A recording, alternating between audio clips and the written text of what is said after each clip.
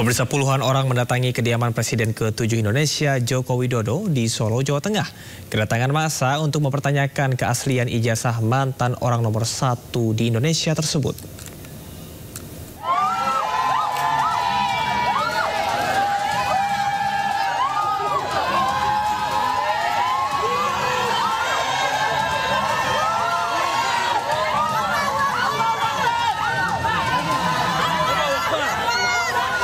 Puluhan warga dari tim pembela ulama dan aktivis berdemonstrasi di depan kediaman Presiden ke-7 Indonesia Joko Widodo di Solo, Jawa Tengah untuk mengklarifikasi keaslian ijazah mantan orang nomor 1 di Indonesia tersebut.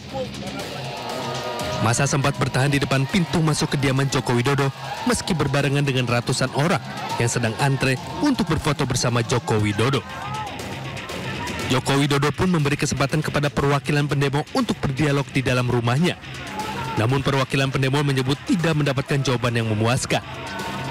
Ketemu Pak Jokowi, Pak? Ketemu ya. Terus gimana Pak? Ketemu Barusan Pak gimana Jokowi Pak? dan Pak Jokowi kita minta satu silaturahmi, dan yang kedua adalah ya beliau kita minta berkenan untuk bisa menunjukkan ijazah aslinya, baik itu SD, SMP, SMA atau khususnya karena baru kita dari UGM, ya S1 UGM. Nggak ditunjukkan ya Pak?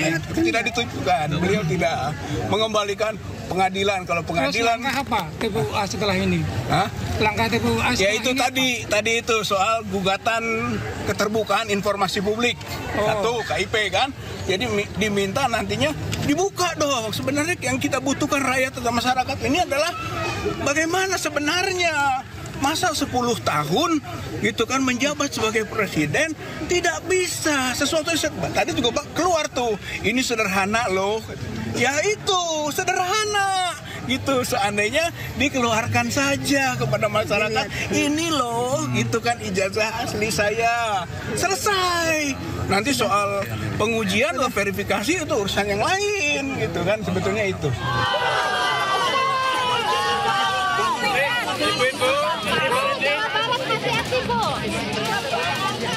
Sebelumnya ratusan orang yang juga dari tim pembela ulama dan aktivis mendatangi Universitas Gadjah Mada, Yogyakarta untuk meminta klarifikasi kepada UGM terkait keaslian ijazah Presiden ke-7 Joko Widodo. Perwakilan massa menyebutkan bahwa isu ini akan selesai jika Presiden ke-7 Joko Widodo memperlihatkan ijazahnya kepada khalayak. Presiden Jokowi kita berharapkan untuk punya etikat baik. Kalau memang Presiden itu punya ijazah, serahkan. Saya meyakini kalau itu diserahkan selesai masalahnya. Tetapi ketika di pengadilan kita melihat proses hukum itu berjalan, orang yang menuduh sementara divonis hukum, tetapi belum bisa dibuktikan di pengadilan ijazah itu ada atau tidak.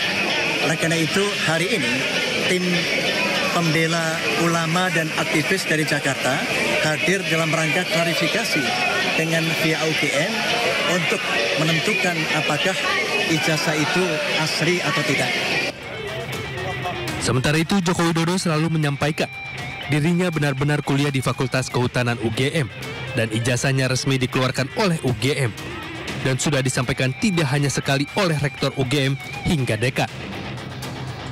Dari Solo, Jawa Tengah dan Sleman, Yogyakarta, Heru Trijoko, Septiantoro, iNews melaporkan.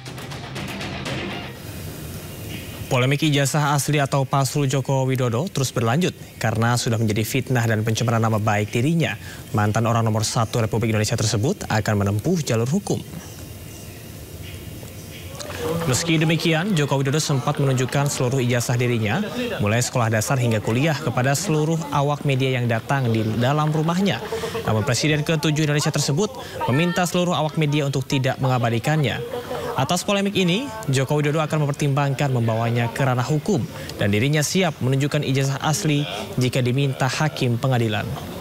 Jokowi menambahkan bahwa pihak-pihak yang menuntut dirinya tidak berwenang mengatur dirinya terkait dengan penunjukan ijazah aslinya. Alhamdulillah sudah saya terima tadi di dalam rumah. Karena apapun beliau ini ingin silaturahmi, tentu saya terima dengan baik.